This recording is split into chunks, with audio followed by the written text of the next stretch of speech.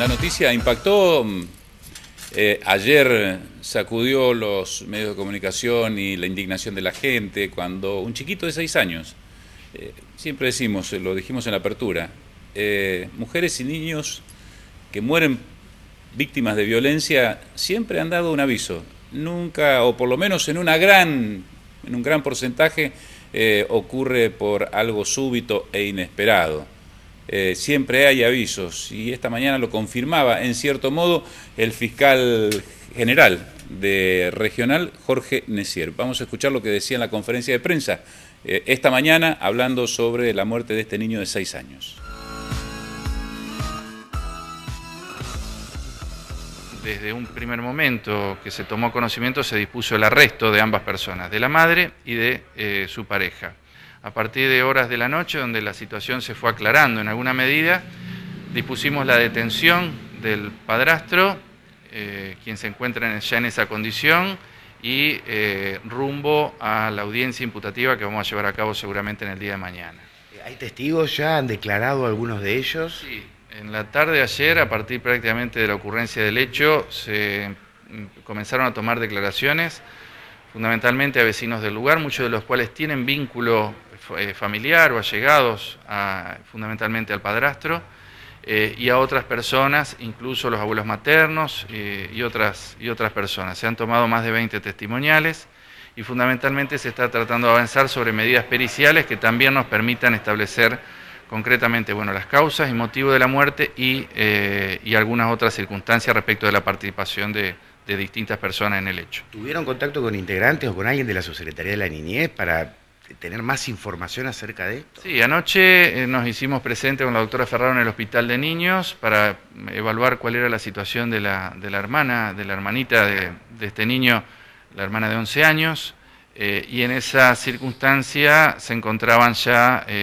brindándole una cobertura funcionarios de la Subsecretaría de la Niñez, con los cuales tomamos contacto precisamente en aras de establecer cómo se ha desarrollado durante todo este tiempo, prácticamente un año, la situación de control de estos menores. ¿Uno de estos menores había sido entregado en custodia a un familiar cercano, a una tía, en algún determinado momento por antecedentes violentos? Justamente tanto el niño que fue víctima mortal del hecho, como de 6 años, como su hermana de 11, habían sido entregados bajo una custodia o guarda de los abuelos maternos, cuando a partir del año pasado se había desarrollado un hecho en el cual aparentemente había resultado involucrada su madre por algún tipo de agresión, con intervención del Ministerio Público de la Acusación y de la Subsecretaría y la posterior entrega entonces a los abuelos maternos.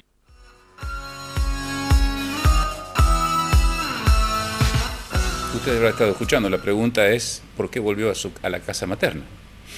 Adriana Luso, Julia Pesaresi son del Foro de la Infancia.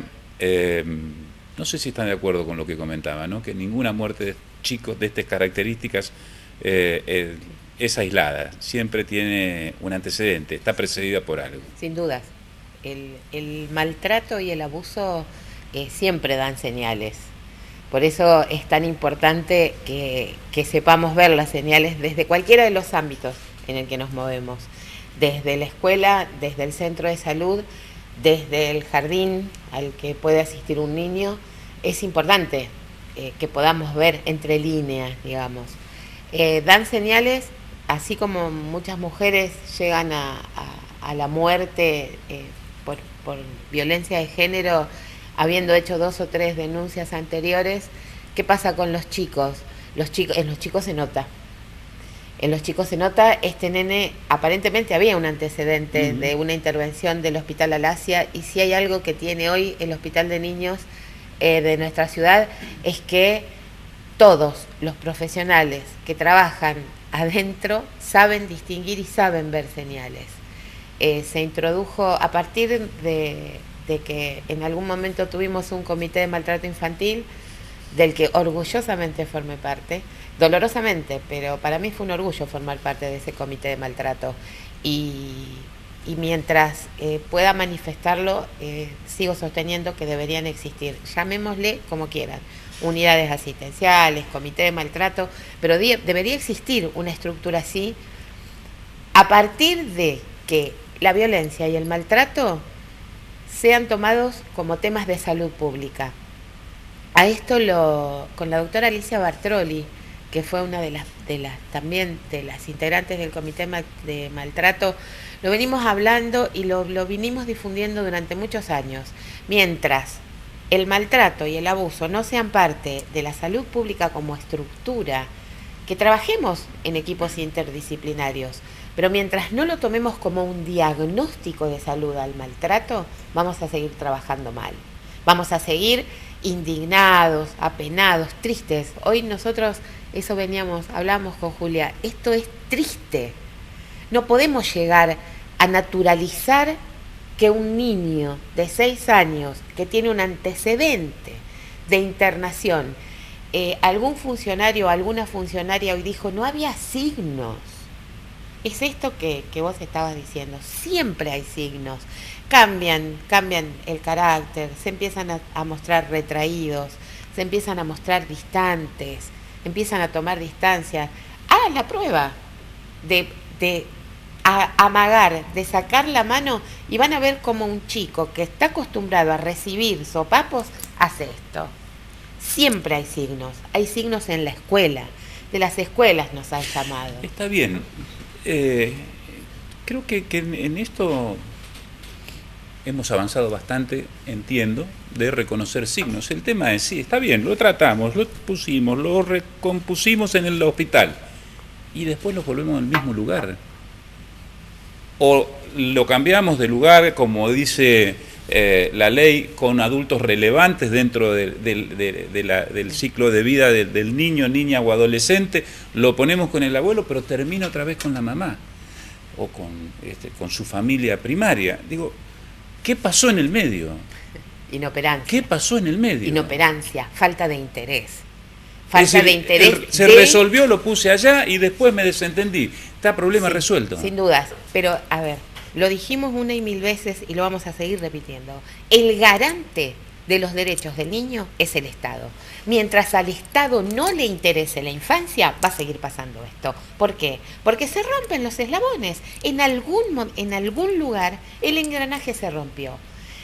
No solo con esto, porque es así, no trabajamos en equipo, la interdisciplina, pero no solo la interdisciplina desde el área profesional, la interdisciplina entre los distintos poderes del Estado. Es tan difícil que un juez se siente a hablar con la gente de la subsecretaría. Es tan difícil que la subsecretaría de Niñez haga pie en el Ministerio de Salud. Es tan complicado poder comunicarse.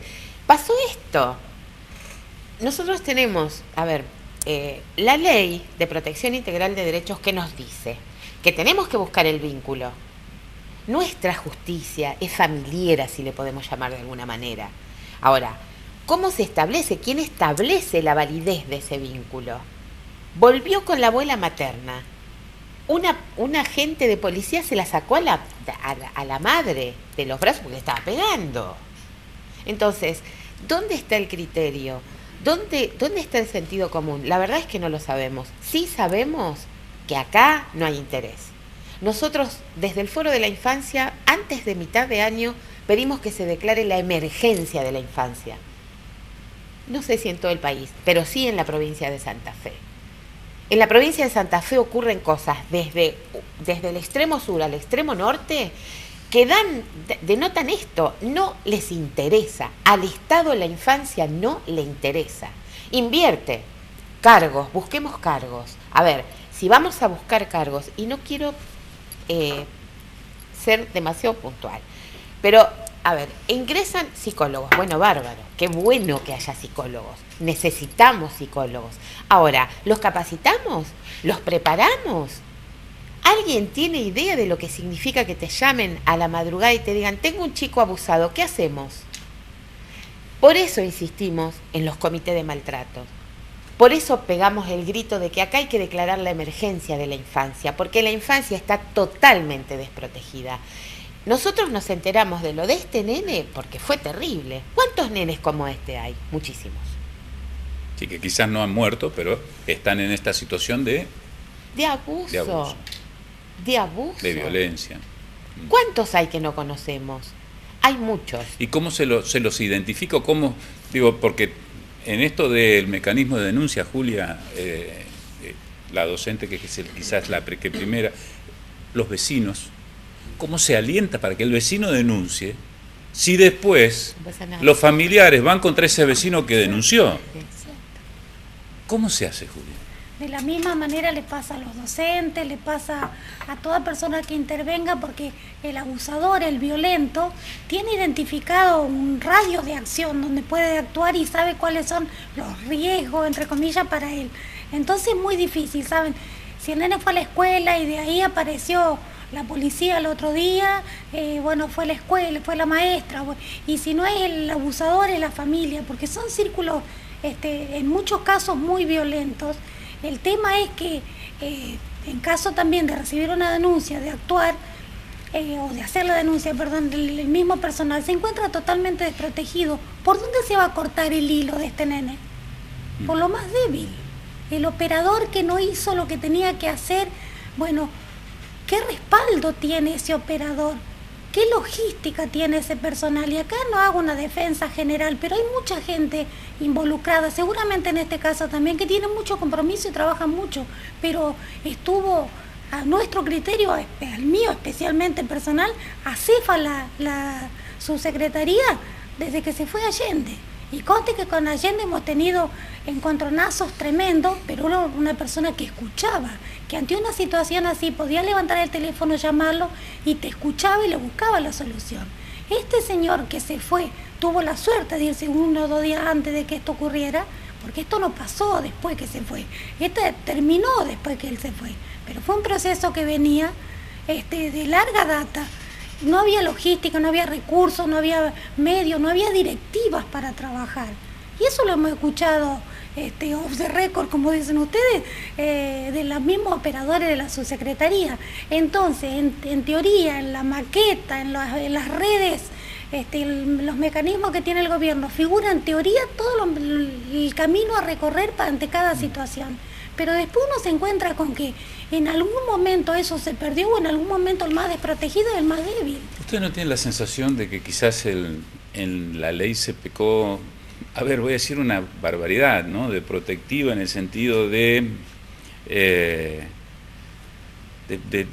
darle una oportunidad más, que quizás en otros sistemas legales son mucho más contundentes, y ante la primera denuncia y comprobación ese chico está o para adoptar, y si no es para adoptar y no se lo revincula para la familia, ¿dónde aparece? En la institucionalización, que es lo que no se quiere. Exacto. Entonces estamos ahí en una contradicción. Sí, pero de todos modos estos cambios de paradigma son difíciles y son lentos. Yo no creo que la ley peque de... La ley, si uno se pone a mirarla desde arriba, está perfecta. Tal vez hay demasiado mecanismo, habría que sacar un poco de mecanismo. Pero el problema somos nosotros, el problema somos los adultos, el problema es el Estado. No puede no salir a la calle el Estado. Nosotros vivimos en una ciudad que nos cuenta, cuando vamos a hablar de esto del trabajo de territorio, que tiene 9 distritos. Nuestra municipalidad tiene 9 distritos, porque de esa parte no se habla en este caso. El primer nivel de intervención es el equipo de SINA, y ese equipo no existe. Tampoco existe. Entonces, cuando el Foro de la Infancia va y se sienta con algún subsecretario y pregunta, se empiezan a pelear en teoría, que es lo que te decía Julia, a ver, ¿quién es primer nivel? ¿Quién es segundo nivel de atención? ¿Quién se hace cargo? ¿Quién no se hace cargo? Y en definitiva, nadie se hace cargo. Eso es lo que indigna. Lo que indigna es que hacete cargo, bien, mal, más o menos, salgan a la calle. Yo esta mañana estuve en el CAF, no sé qué número es, en el barrio Abasto. Estuve 3 horas charlando con las mamás. Digo, es tan difícil que el médico que está en el dispensario, que se abre la puerta y cruza, se pueda sentar a hablar con las mamás del crecimiento y desarrollo de sus chicos. Eso es lo que no hacemos, eso es lo que no hace el Estado. Acá hablamos de atención primaria de la salud. En un reportaje esta mañana le preguntan a un funcionario ¿Qué pasa con la detección de maltrato en el hospital de niños? En consultorio se hace, estaba hablando con un funcionario del hospital de niños. Y no, porque en consultorio, en el hospital de niños no hay consultorio externo.